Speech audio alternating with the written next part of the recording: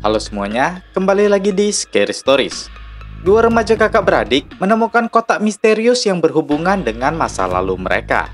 Bukan sembarang kotak, di dalamnya tersembunyi rahasia terkutuk yang berhubungan dengan hutan bunuh diri di Jepang. Siapapun yang memasuki hutan itu tidak akan bisa keluar dengan selamat.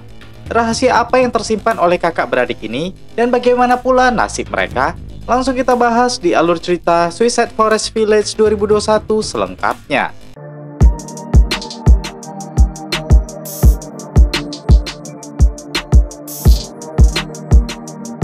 Cerita dimulai ketika Miho melakukan perjalanan bersama Deguchi.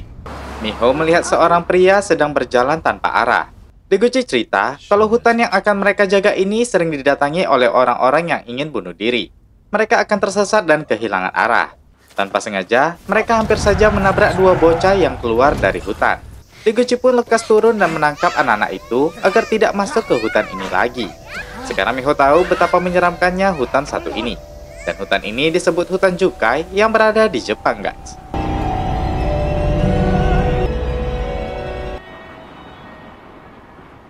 Sekarang kita akan kenalan dengan salah satu YouTuber bernama Akina yang sedang memasuki wilayah hutan Jukai dan melakukan siaran langsung.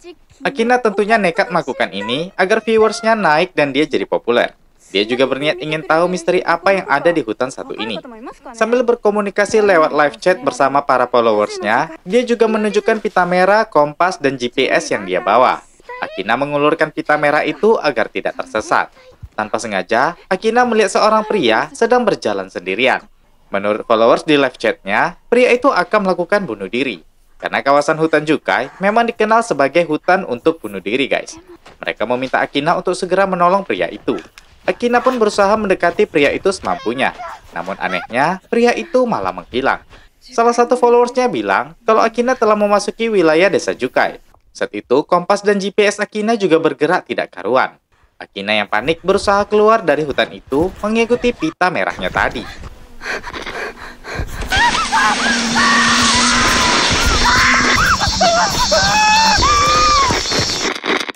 Terlihat Akina tidak sadarkan diri dan ada sesuatu yang bergerak. Video berakhir di situ. Ini Hibiki yang sedang menonton live Akina tadi. Saat mematikan komputer, dia terkejut melihat penampakan ibunya. Ini adalah altar mendiang kakek dan ayah Hibiki. Ini Shikaru nenek Hibiki. Hibiki turun untuk mengambil snack. Padahal Shikaru telah menawarkannya makan malam, tapi Hibiki tidak memperdulikannya. Ini Mei kakak Hibiki. Dia kesal melihat sikap Hibiki. Kemudian dia datang untuk menegur sikap Hibiki tadi. Hibiki terlihat sibuk mencari tahu tentang hutan Jukai. Sambil keluar, Mei bilang besok mereka akan membantu Teru teman mereka untuk pindah rumah baru. Ini dia Teru, sahabat Mei. Ini Miu, istri Teru.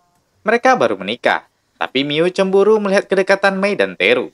Sementara Hibiki sibuk bermain dengan seekor ulat yang tiba-tiba terjatuh. Mei menegur Hibiki yang sama sekali tidak membantu. Hibiki terus melirik ke arah bawah balkon rumah itu. Teru bertanya apa yang sedang dilihatnya. Kemudian Teru dan Miu turun dan memeriksa ada apa di bawah balkon itu. Terlihat seperti ada sebuah ruangan kecil di sana. Teru masuk dan menemukan sebuah benda asing terbungkus kain merah. Karena penasaran, Miu memberanikan diri membukanya.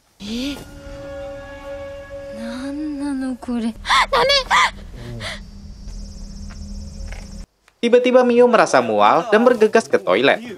Ini Shinjiro, pacar Mei. Mereka penasaran melihat kotak menyeramkan itu. Shinjiro mencari tahu di internet dan menemukan info kalau kotak ini disebut Kotoribako, sebuah kotak terkutuk.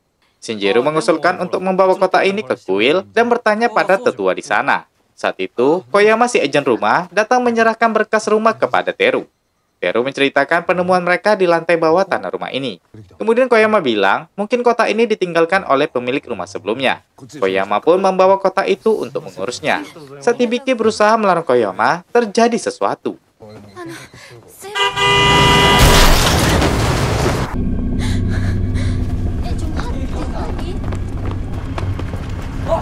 Teru dan Shinjiro pun bergegas menelpon ambulan untuk menyelamatkan Koyama. Malam harinya, Hibiki mencari tahu tentang kotak apa itu sebenarnya. Tiba-tiba Hibiki dikejutkan dengan kehadiran ibunya yang menyuruh Hibiki untuk berhenti mencari tahu hal itu. Sementara Mei menemukan rokok dan mancis Teru di saku celananya. Saat mau menyalakan rokok, Mei teringat dengan kata-kata Teru siang tadi. Teru cerita kalau jari manis tangan kiri punya pembuluh darah yang terhubung ke jantung. Itu sebabnya cincin kawin dipasang di jari manis kiri. Saat Teru mau merokok, Miu memanggilnya untuk beres-beres rumah siang tadi. Teru menyerahkan rokok dan mancisnya pada Mei. Di sini kita tahu kalau Mei mencintai Teru.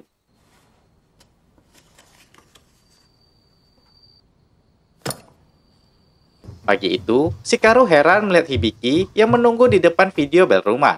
Dari depan pintu, ada dua polisi yang bertanya tentang Akina dan Hibiki. Hibiki melihat penampakan Akina juga di luar. Setelah menemui Hibiki, kedua polisi itu pamit. Roh ibunya bertanya, apakah Hibiki baik-baik saja? Hibiki hanya mengangguk. Di sini kita tahu kalau Hibiki adalah anak indigo, guys. Malamnya, Hibiki yang tergabung dalam sebuah grup sedang asik mendengarkan obrolan grup tersebut. Mereka juga membahas tentang polisi yang menginterogasi mereka karena diketahui juga menonton live terakhir Akina. Bisa disimpulkan, semua penonton live Akina waktu itu juga terkena interogasi termasuk Hibiki, guys. Ini salah satu foto gadis yang diketahui juga bunuh diri di Jukai. Grup itu berencana untuk menyelidiki hutan Jukai tersebut. Diiringi suara tangisan bayi, tiba-tiba semua foto profil itu berubah menjadi foto gadis tadi.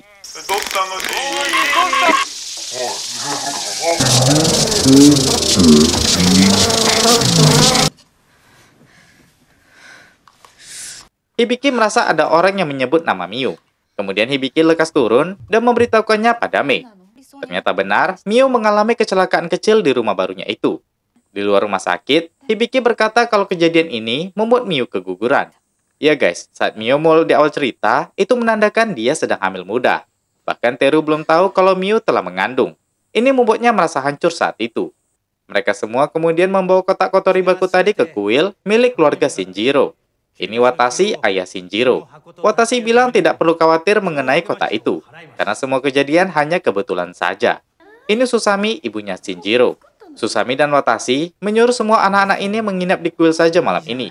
Saat tengah malam, Hibiki yang tidak bisa tidur tanpa sengaja melihat Watashi sedang melakukan ritual dengan kotak misterius itu. Watashi berusaha melafalkan mantra agar kutukan yang dibawa kotak ini bisa diredam. Namun berbagai kejadian aneh terjadi malam itu.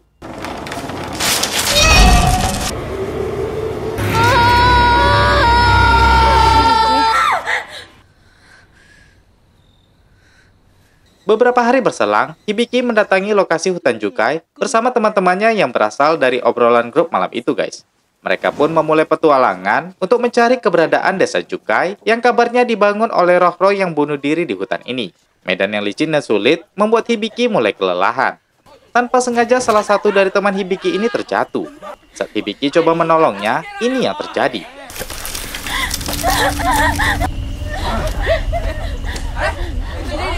Kejadian tadi membuat Hibiki panik dan bergegas kabur, meninggalkan teman-temannya. Saat keluar dari hutan, dia tanpa sengaja melihat Deguchi. Kemudian Hibiki pun lari dari sana. Deguchi melihat Hibiki dengan rasa heran. Saat Hibiki tidur, dia terbangun karena mendengar suara aneh di dekatnya. Hibiki mendapati kotak misterius itu tiba-tiba ada di kamarnya. Seekor kelabang menggerayangi kotak itu dan raib. Tiba-tiba, tutup atas kotak itu terbuka, dan isinya adalah kumpulan potongan jaring manis manusia. Ternyata rentetan tadi adalah mimpi Hibiki. Sementara di kamar Mei, salah satu fotonya bersama Shinjiro tiba-tiba terjatuh. Saat dia ingin menempelkan kembali foto itu, dia melihat mancis-teru yang dia simpan tidak ada. Kemudian terdengar suara mobil pemadam kebakaran. Dan ternyata, kuil yang sekaligus tempat tinggal Shinjiro sedang dilalap api. Mei dan teman-temannya pun pergi menjenguk Shinjiro. Dalam insiden kebakaran itu, Shinjiro dan ibunya selamat, tapi ayahnya Watashi tewas terbakar. Saat mereka berkumpul, dua detektif yang menyelidiki kasus kebakaran di kuil Watashi datang. Mereka menemukan barang bukti yang ternyata adalah mancis teru. Mereka juga menemukan rekaman CCTV kuil yang menunjukkan Hibiki datang ke kuil itu dan membawa kotak kotoribaku tersebut lalu membakarnya di luar rumah menggunakan mancis teru. Naasnya, aksi Hibiki ini malah membuat seluruh kuil terbakar habis. Singkatnya, Hibiki pun harus ditahan di rumah sakit jiwa. Dokter mengatakan kalau Hibiki didiagnosa menderita skizofrenia, gangguan mental yang menyebabkan Hibiki mengalami halusinasi dan delusi. Shikaru pun cerita kalau Hibiki memang bukan gadis biasa. Saat itu dokter bertanya tentang ibu mereka. Mei bilang kalau ibu mereka telah bunuh diri 13 tahun yang lalu di hutan Jukai. Di rumah, Shikaru teringat dengan Tokone, ibu Mei dan Hibiki. Sementara itu, Mei dijauhi oleh Teru dan Miu. Bahkan Susami juga tidak mau Mei menemui Shinjiro lagi. Saat pulang dari rumah sakit, Mei melihat bentuk protes para warga di depan rumah Shikaru. Mei pun masuk dan menemui neneknya ini. Kemudian Shikaru cerita alasan dia tidak meletakkan foto Tokone di altar itu. Dia masih tidak yakin kalau Tokone telah tiada. Ternyata Tokone juga merupakan anak indigo. Dan sekarang, hal serupa juga terjadi pada Hibiki. Ini membuat Shikaru cemas dan takut kalau Tokone akan membawa Hibiki bersamanya. Keesokannya, Mei pun pergi menemui Hibiki. Hibiki meminta maaf atas semua kesalahannya. Kemudian Hibiki cerita kalau dimanapun kota itu berada, kota itu akan membawa kutukan pada setiap orang yang menyentuhnya.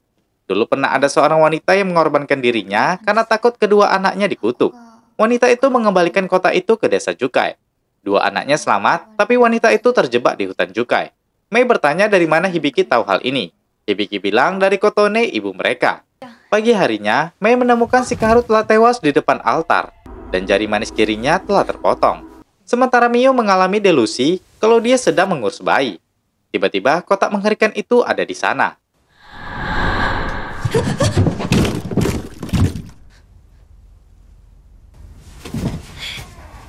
Mio masih mendengarkan suara tangisan bayi dari bawah lantai. Dia pun memeriksa ruangan tepat di mana pertama kali mereka menemukan kotak Kotoribako itu.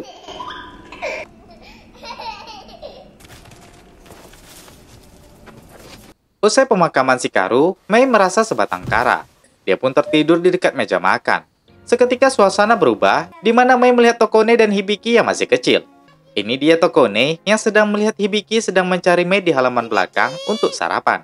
Hibiki pun menghampiri Mei yang menemukan sesuatu. Saat itu Tokone datang melarang Mei menyentuhnya, lalu membawa kotak tadi pergi. Di sini kita tahu kalau Mei yang menemukan kotak itu pertama kali. Saat Mei tersadar, dia mendengar Tokone menyebut nama Miu. Mei pun bergegas ke rumah Teru.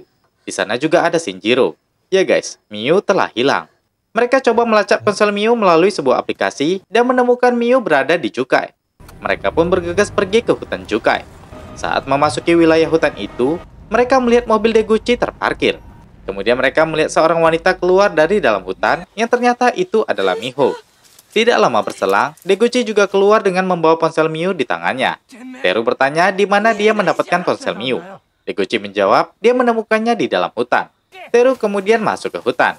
Miho berusaha menghentikannya, tapi Deguchi melarang Miho. Ternyata Teru terpleset yang mengakibatkan kakinya keseleo. Setelah mengobati Teru, Miho menyarankan mereka agar jangan melakukan pencarian di malam hari. Kemudian Deguchi menambahkan kalau hutan ini selalu menelan korban jiwa. Sebab hutan ini disebut milik Dewa Hutan. Ternyata Shinjiro pernah mendengar cerita tersebut dari Watashi. Zaman dulu, orang desa setempat akan ditumbalkan untuk menenangkan amarah Dewa Hutan. Namun tak jarang pula, beberapa komunitas akan membuang orang yang mereka tidak sukai ke hutan Jukai dengan alasan tumbal untuk Dewa Hutan. Seiring perkembangan zaman, ritual itu tidak pernah dilakukan lagi. Tapi sekarang banyak orang yang datang ke hutan ini justru untuk bunuh diri dan menumbalkan dirinya sendiri. Saat Shinjiro bertanya tentang kotak Kotoribako pada Deguchi, Deguchi tidak mau menjawab dan pergi. Dalam perjalanan pulang, Shinjiro cerita kalau Watashi meminta maaf karena tidak bisa menyingkirkan kotak itu. Dia yakin Hibiki pasti membakarnya karena ada alasan. Keesokan harinya, Mei menemui Hibiki dan bertanya kenapa dia membakar kotak itu. Hibiki bilang kotak itu memang dia bakar, tapi tidak bisa hancur. Di satu sisi, Hibiki merasa dia akan segera mati karena melihat banyak roh yang sedang menunggunya.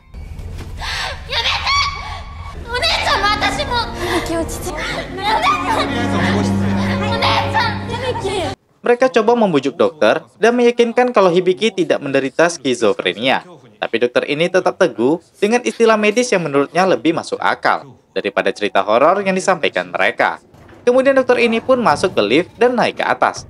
Teru memutuskan untuk pergi kembali mencari Miu. Teru menemukan sesuatu di luar.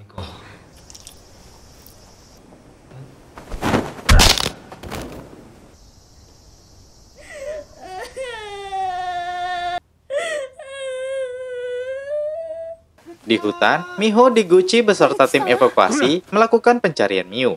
Dan saat itu, Deguchi menemukannya. Keesokan harinya, Shinjiro sedang menyiapkan sarapan untuk Mei. Tanpa sadar, Shinjiro memotong jari manis kirinya. Kaget melihat hal ini, Mei berusaha menyadarkan Shinjiro. Dia pun bergegas menelpon panggilan darurat.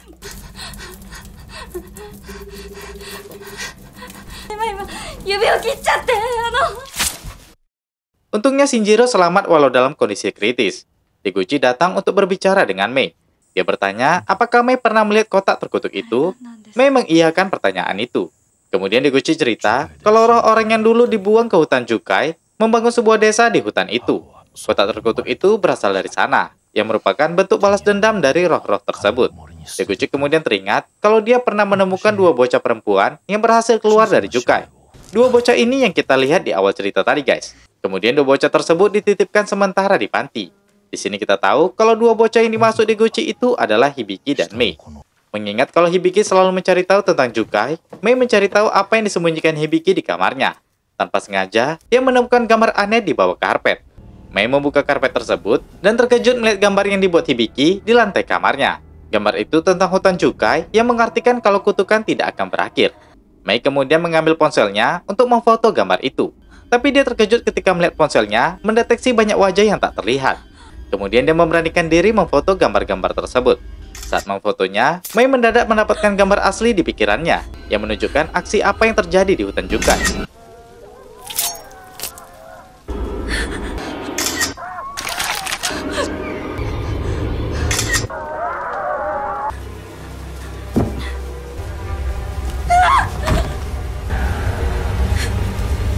Keesokannya, Mei pun pergi ke hutan Jukai mencari desa Jukai dengan bekal gambar yang dibuat Hibiki. Singkatnya, dia pun menemukan tempat di mana dulu Tokone mengembalikan kotak terkutuk itu. Mei pun meletakkan kotak itu di sana. Selesai dengan misinya, Mei pun mencari jalan keluar. Dia bertemu dengan Akina saat itu. Tidak hanya Akina, kelima teman Hibiki waktu itu juga ada di sana. Mereka mengaku tersesat dan tidak dapat menemukan jalan keluar. Mereka pun melakukan perjalanan bersama. Tiba-tiba Akina menemukan pita merah yang dia ikat tempo hari untuk jalan keluar. Semua teman-temannya bergegas mengikuti pita merah itu untuk keluar dari Jukai. Akina juga menyuruh Mei untuk pergi duluan.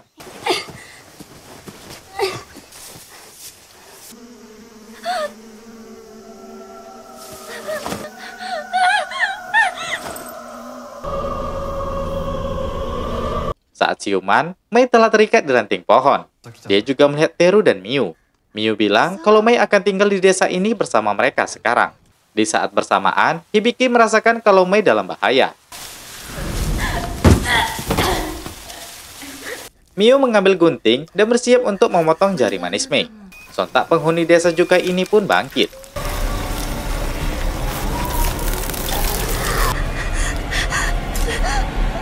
Kemudian Kotone datang mengambil alih kerja Miu. Mei berusaha menghentikan aksi ibunya, tapi Kotone tetap melakukan ritual itu.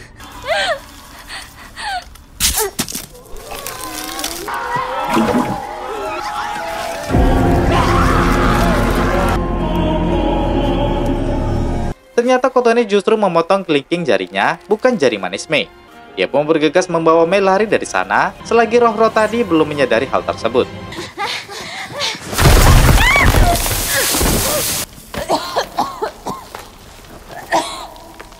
Kotone hilang dari pandangan Mei saat itu. Mei memandang ke atas dan teringat masa kecilnya kembali. Setelah Kotone mengembalikan kotak tadi ke Jukai, dia terjebak di lubang ini juga. Kemudian dia meminta Mei dan Hibiki untuk segera lari keluar dari hutan ini. Saat itu, Tokone sudah sadar kalau dia tidak akan mungkin bisa keluar dengan selamat. Dia pun harus rela berpisah dengan kedua putrinya ini. Mei memeluk Tokone dan meminta maaf atas kesalahannya yang telah menemukan kotak terkutuk tersebut. Di saat itu, jasad Tokone meminta Mei untuk segera keluar dari sini.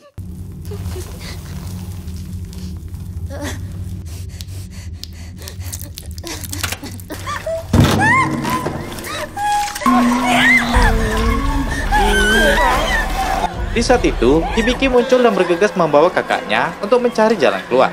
Padahal Hibiki sedang sekarat di ruangan isolasinya. Entah bagaimana caranya, Hibiki bisa berada di dua tempat berbeda sekaligus.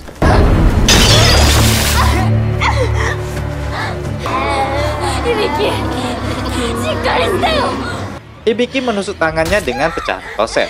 Mei heran kenapa Hibiki bisa berdarah. Hibiki berusaha membawa Mei untuk segera keluar dari tempat itu.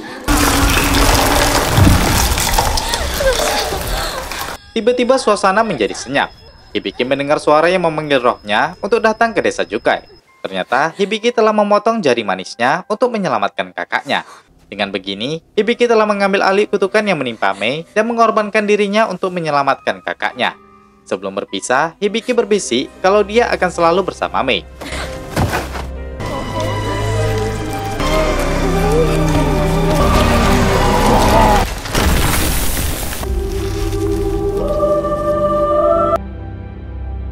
Ya guys, Hibiki telah tewas untuk menyelamatkan kakaknya.